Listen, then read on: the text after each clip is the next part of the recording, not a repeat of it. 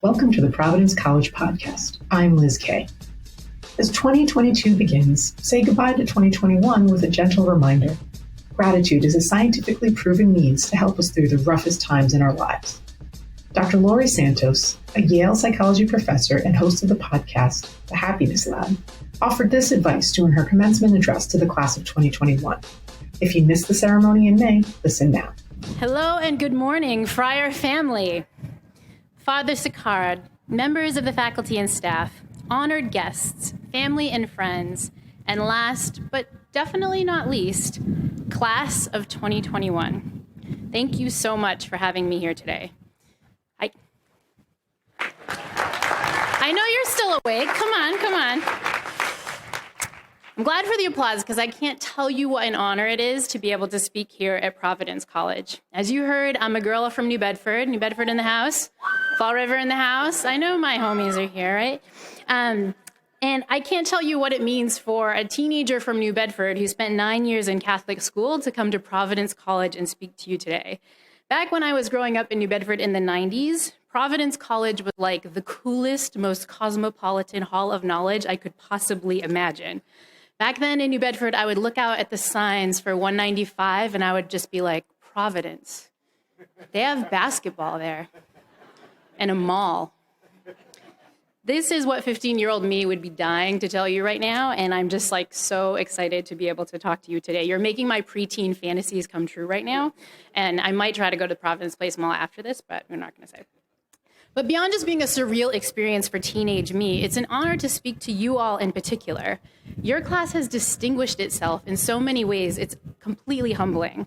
I'm looking out at amazing D1 athletes, fantastic writers, selfless public servants, fantastic artists, talented musicians, creative engineers, hardworking laboratory scientists, and some killer intramural spike ball players.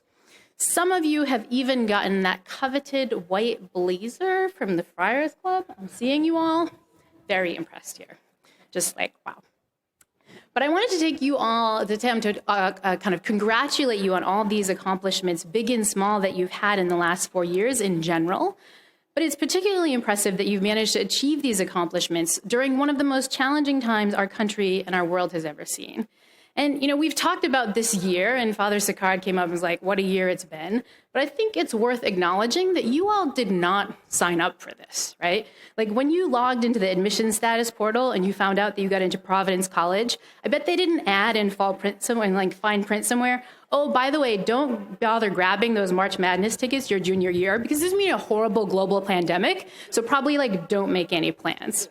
You know, they probably didn't say, hey, you need to clear your social calendar for, most of the second half of 2020 because there's not going to be any dances at Peterson's. There's not going to be any bingo at McPhail's. Not much of a senior ring week. No late night madness in October. All that stuff gone. Nobody told you that. There was also probably no mention of N95 masks or stay-at-home orders or COVID-19 protocols. If I traveled back to the day that you first stepped foot on campus and I quizzed you and I said, what is Zoom? You might say that it was something that you did with your camera or in a super fast car or something, right? None of you knew what you were going to be facing in the last 15 months. We just absolutely couldn't have possibly imagined. But in spite of all of that, you are still sitting here proudly, graduates now, the first post-pandemic class of Providence College to physically gather here for their commencement address. You're ready to head off into this new post-pandemic world that we've all found ourselves in. And that is an absolutely incredible accomplishment. You all rock, and you should be all proud of yourselves. One more round of applause.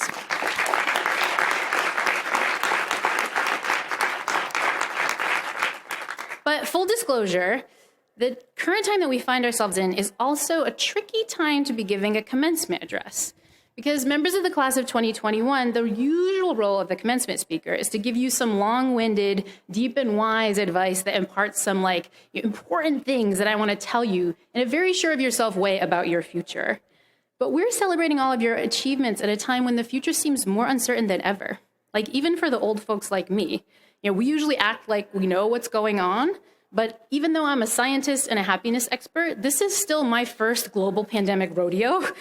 I, like you, like most of the people on the planet, have no idea what the next few months or even next few years hold. And so when I began thinking about what tips I can share with you to get through what is more than ever an uncertain future, I decided to fall back on some advice that I knew I could be sure of.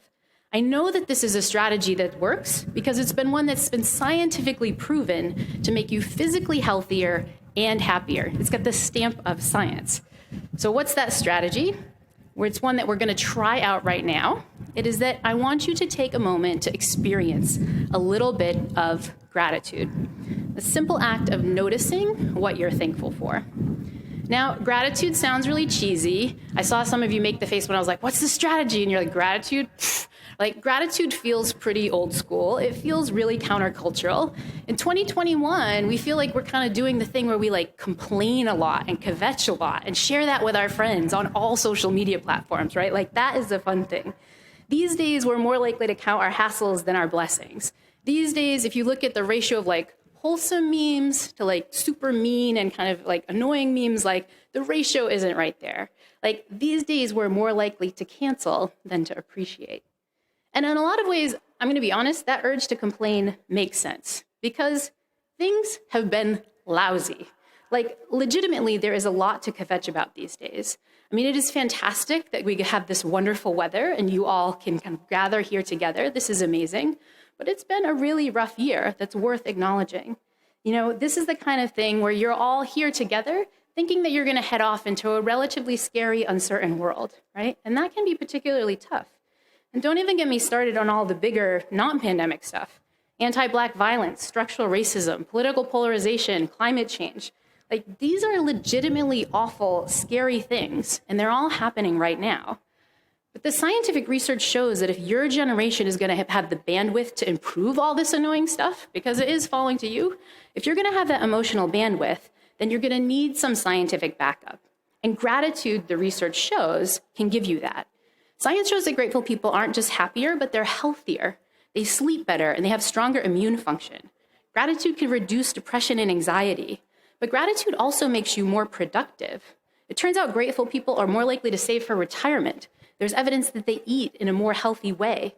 They're less likely to procrastinate, and they're more likely to do stuff that's hard in the moment that they know will benefit themselves in the future. Running on gratitude is kind of like running on Dunkin', but you don't have to beg your friends to get it for you from the Slavin Center. And so let us try it. We're going to try it out, scientific experiment right here in Providence College graduation. I'm going to have you experience some gratitude. So humor me, graduates. I want you to all close your eyes. Close your eyes right now. And I want you to take a moment to remember the day you found out you got in. Like what your parents said, what your friends said, how excited you were. If I was close enough to the parents in the back, I'd probably see some of them smiling because they probably remember that day too. Now I want you to take a moment to remember the first time you stepped on this campus for real. Not if you came for some visit day, but the first day of your freshman year, the day you were finally a college student. Take a moment to remember how that felt. And now I want you to take a moment to experience gratitude for the long path you've had since that day. It was just 4 years, but I bet it feels like a lifetime. Take a moment to experience some gratitude for how different you are, for how far you've come since that day. Okay, now I want you to open your eyes and do a little bit more gratitude. Now I want you to take a moment to experience gratitude for something else, not just for the long path you've been on, but for all the people who've helped you along the way. Because none of you have made this journey on your own, and that means this accomplishment is something you share with a huge village. Soon you're gonna go home and in the mail, you're gonna get your diploma and you're gonna open it up really excitedly and you're gonna see your name, or like right near Providence College, your name big in bold. And it will just be your name. But what I want you to understand today is that there's lots of other names on there too. My colleague at Yale, Steve Pitty, another head of college like me, once told me an analogy that has stayed with me for many, many years, which is the idea that on every college diploma, there are lots and lots of other names. They're just there in invisible ink. And so I want you to have some gratitude for the other names that are on there in invisible ink, because on your diploma in invisible ink are going to be the names of your mothers and fathers, sisters and brothers, aunties and uncles and cousins, family friends, grandparents, step-parents. On your diplomas in invisible ink will be the names of many, many generations of people who worked incredibly hard so you could get here. so that some of you could be the first members of your family to get here. Shout out to all my first-gen students out there. On that diploma in invisible ink are your high school teachers, your high school mentors and coaches. On that diploma in invisible ink are all the people here at Providence College, your priests and professors, the Providence College athletic staff. On that diploma in invisible ink are all the staff who helped you, the dining hall workers at Ray. And I'm told that Dot, her name is going to be there in big ink, big invisible ink right there. Providence College seniors, there are so many unthanked people who have been on this journey with you. And whether it's obvious or not, their names are going to be on that paper right beside yours in invisible ink. But the beauty of gratitude is that we can make what's invisible visible. And so I want you to do that now. I want you to stand up and let all of those invisible names on that diploma know that you are grateful. They're all back there and around, so stand up and give them some love.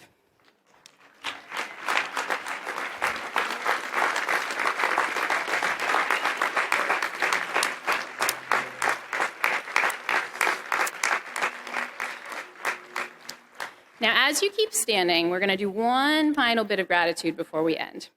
Your last act is to feel grateful for the thing that you're going to miss the most when you leave here. Not the basketball games, not even the Dunkin'. The thing that you're going to miss most is each other. So while you're standing up, I want you to take a moment to look around. Look around at the fellow students who are sitting in your row or behind you, or that friend who's in a totally different spot. Take a moment to feel the gratitude for the people who've really made up your Friar family, your teammates and suitemates, your lifelong best friends, who you'll be stepping away from today. Take a moment to experience just how grateful you are for the huge role that they have played in your life. And if you want to give them a shout out and some clap and some love, I bet they would appreciate it too.